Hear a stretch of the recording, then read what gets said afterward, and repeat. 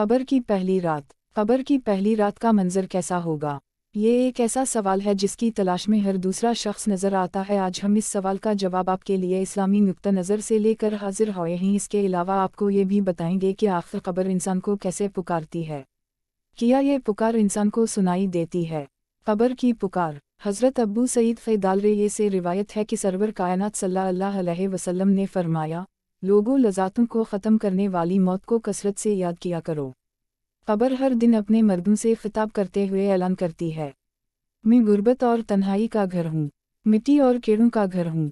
जब मोमन को दफन किया जाता है तो कब्र इसे मरहबा कहते हुए खुशखबरी सुनाती है कि मेरी पशत पर चलने वालों में तो बड़ा महबूब था, आज मैं तेरी हो गई और तू मेरी तरफ आ गया, तो अब मेरे एहसान को देख लेगा। ये कहकर कब्र ताहद निगाह कुशादा हो जाती है और जन्नत का दरवाज़ा इसके लिए खोल दिया जाता है, जहाँ से इसको जन्नत की ताज़ा हवा आती है।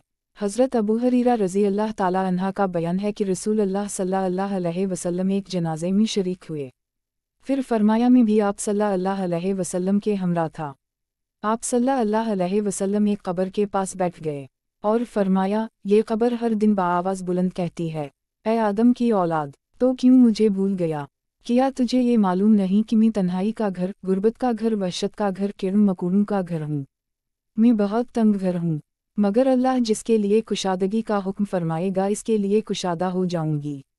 इसके बाद आप सल्लल्लाहु अलैहि वसल्लम ने फरमाया, ए कब्र, तो या तो जन्नत का चमन है या फिर आग का एक तनूर। हज़रत अब्बू हुज्जाज रज़ी अल्लाह ताला अन्हा से रिवायत है कि रहमत आलम सल्लल्लाहु अलैहि वसल्लम ने फरमाया, मुर्दा जब कब्र में रखा जाता है तो कब्र इसको कहती है, इब्न आदम तो हलाक हुआ, तुझे किस चीज़ ने मुझसे धोखे में रखा? क्या तुझे मालूम ना था कि मैं फितना, तारीकी और कीड़ों मकोड़ों का घर हूँ? तुझे किस चीज़ ने मुझसे बहका कर निडर कर दिया और तू मेरी पशत पर खूब अकर कर चलता था?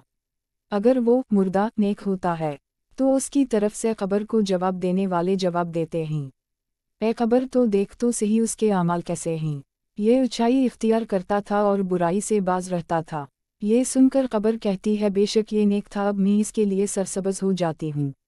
मर्दे का जिस्म उस वक्त मुनव्वर हो जाता है और इसकी रूह अल्लाह ताला की तरफ भेज दी जाती है।